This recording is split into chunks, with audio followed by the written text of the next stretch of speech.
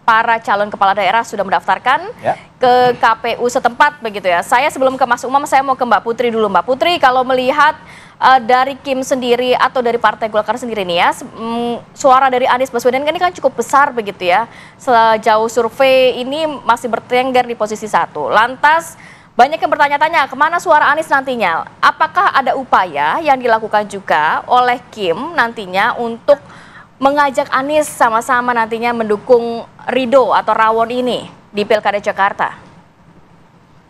Iya, jadi lapar pagi-pagi yang dibahas Rawon yang diridhoi gitu. Jadi sebenarnya gini, basis masa Pak Anies Baswedan kemarin terutama pada saat Pilpres kan kita sudah lihat peta politik juga bagaimana kekuatan beliau.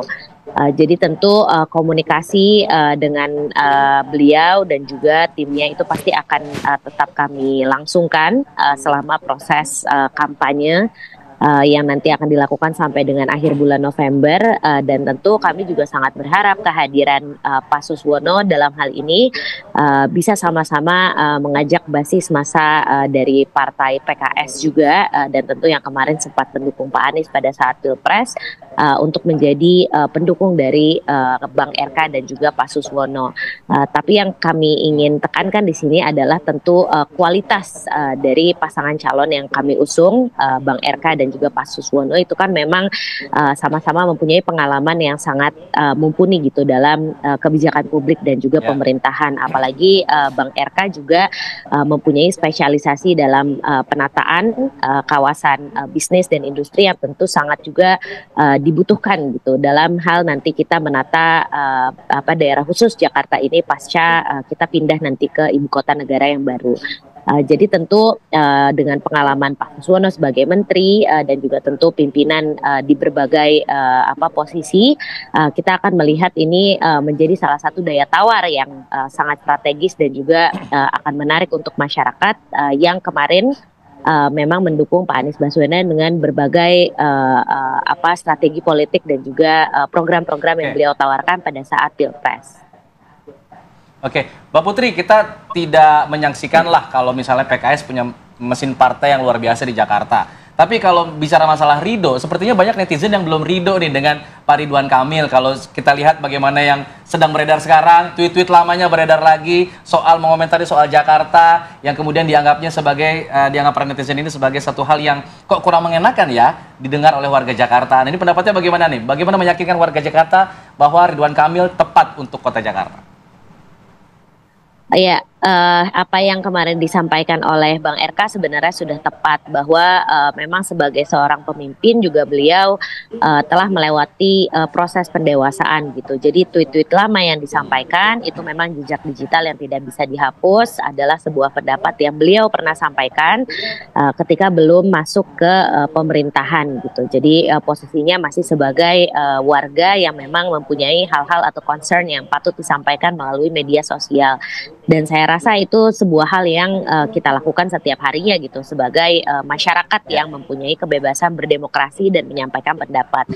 Jadi apa yang disampaikan beliau kemarin itu memang sudah saatnya kita untuk move on. Beliau juga sudah merasakan bagaimana menjadi pemimpin dengan segala kekurangan dan kelebihannya, menjalankan programnya di Bandung pada saat itu, Jawa Barat, dan hingga akhir ini sekarang ini beliau sedang dalam perjalanan untuk menuju ke Jakarta, menjadi pemimpin di Jakarta yang baru, dan tentu apa yang kita ingin lihat adalah sebenarnya bagaimana beliau nanti bisa menyampaikan visi misi dan juga program perubahan yang akan dijalankan di DKJ ini ketika beliau dan Pak Suswono terpilih menjadi pimpinan kita yang baru.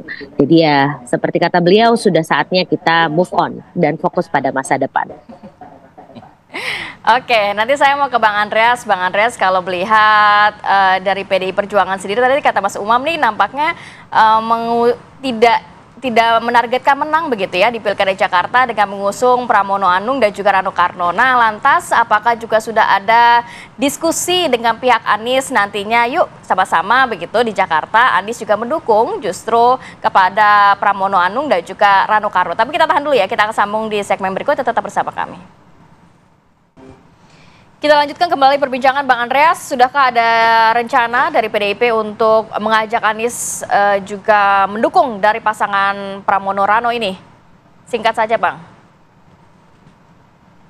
Ya, dengan Mas Anies tentu bukan hal yang baru itu. Mas Anies ini kan kawan lama, bahkan sebelum beliau menjadi gubernur, jauh-jauh hari ketika masih di Paramadina pun beliau sering beberapa kali lah kami undang ke partai untuk menjadi narasumber, sehingga sebenarnya kasus Mas Anies ini menarik itu untuk Mas Umam, kalau kita sebagai penstudi, pembelajar demokrasi, saya sekarang menjadi politisi, kita tahu bahwa di negara yang liberal seperti Amerika Serikat tuh yang namanya calon non partisan itu tidak cukup kuat bertahan. Saya masih ingat dulu ada Ross Perot ya di Amerika Serikat. Okay. Di Indonesia ini banyak calon-calon awalnya non partisan kemudian masuk menjadi bagian dari partai politik gitu. Sehingga sebenarnya kalau kita PD Perjuangan memang sudah mencalonkan, tapi kalau kita lihat ke belakang sebenarnya ini pembelajaran yang bagus untuk kita berpolitik dalam kerangka demokrasi di mana partai politik itu merupakan pilar utama di dalam demokrasi gitu. Nah, sehingga tentu dengan kepentingan untuk memenangkan pilkada ini siapapun menjadi kawan, termasuk Mas Anies gitu. Tapi ini kan semua tergantung pada bagaimana Mas Anies melihat perkembangan, bagaimana jalannya demokrasi di Indonesia ini. Kalau menurut saya apa yang terjadi di daerah khusus Jakarta hari ini adalah suatu peristiwa politik yang bagus dan menarik. Bagaimana kita lihat bagaimana kekuatan elektoral yang ada di publik dengan bagaimana kolektivitas di partai-partai politik itu. Dan saya kira Mas Anies tetap merupakan kawan kami di dalam berpolitik dengan untuk membangun demokrasi di Indonesia ini, khususnya di Jakarta. Membangun demokrasi. Baik, terima kasih. Bang Andreas, Mas Umam mungkin terakhir untuk Pak Anies Baswedan, apa yang kemudian bisa dilakukan untuk menjaga panggung politiknya tetap terjaga kalau misalnya ujungnya ke 2029? Kalau misal memang masih ada ruang, tentu perlu menyempurnakan ikhtiar. Hari ini masih tanggal 29, penutupan masih tanggal hari ini, 29. Tapi nanti malam, artinya masih ada ruang manuver. Tapi kalaupun kemudian tidak ada, maka yang bisa ditempuh oleh Mas Anies adalah salah satunya menggunakan jalur civil society. Dan itu tampaknya selama rentang 9 tahun terakhir mengalami sebuah kevakuman yang cukup serius. Karena memang karakter dari civil society itu selama ini juga sudah banyak di warning oleh teman-teman dari kelompok strukturalis, lebih cenderung mudah terfragmentasi, mudah terfaksionalisasi, dan kalau misal kemudian itu bisa dimasuki sebagai sebuah ruang untuk untuk mengekspresikan gagasan, pemikiran, saya pikir cukup menarik untuk dilakukan. Dan ingat apa yang disampaikan oleh Winston Churchill, bahwa beda nih antara politisi dengan troops. Prajurit dengan politisi itu sangat berbeda. Kalau prajurit maju perang, sekali tembak mati, ya sudah selamanya. Tapi kalau politisi mati sekali dia bisa hidup lagi, mati lagi dia bisa hidup lagi.